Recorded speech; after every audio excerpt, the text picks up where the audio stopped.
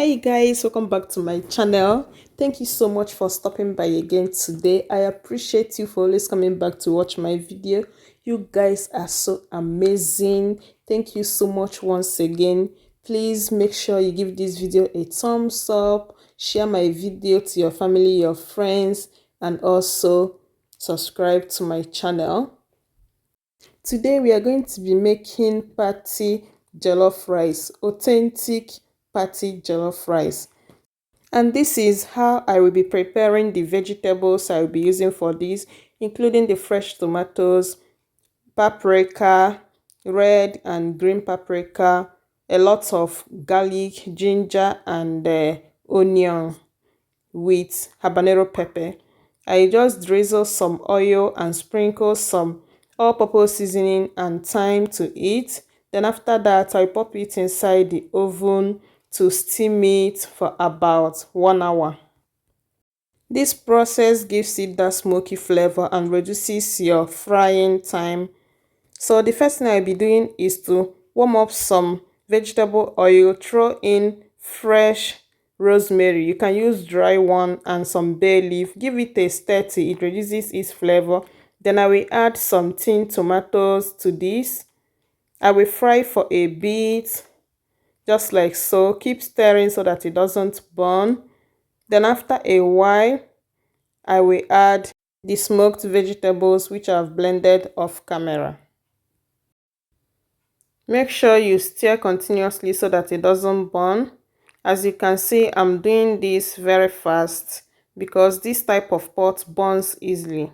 But I love using it to cook jollof rice because it gives it that smoky flavor. So as I add, I will stir it. As I add, I will stir it till I finish scooping everything from the blender. So with this process, you don't need to fry it for a longer time because you have smoked the vegetables already inside the oven.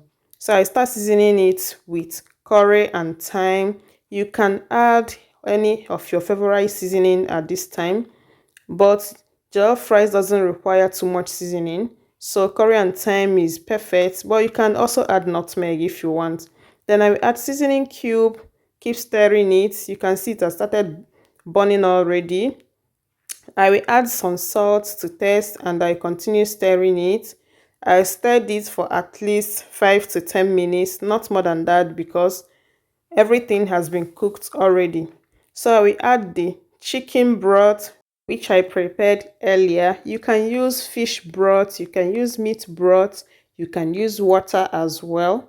I will add washed rice. I've washed this rice very well before I started cooking. That's why it's looking dry like this, but I've washed it very well several times.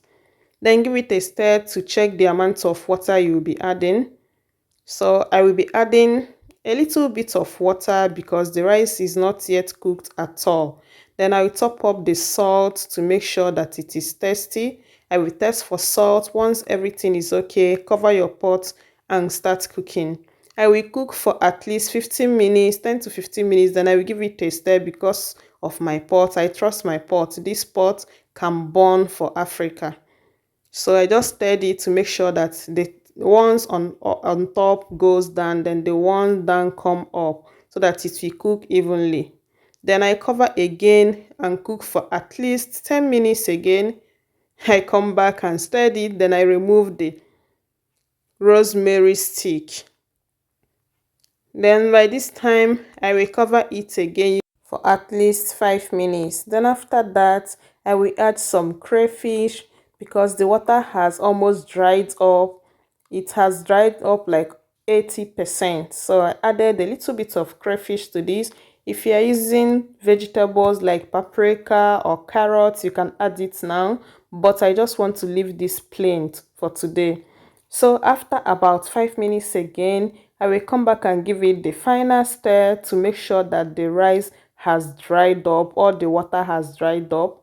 So once I notice that the water has dried up, this is the time to take it out and dish it and enjoy with any protein of your choice, with plantains, with salad, or with banana. Thank you so much for watching. Till I come your way again, please thumbs up this video. Bye.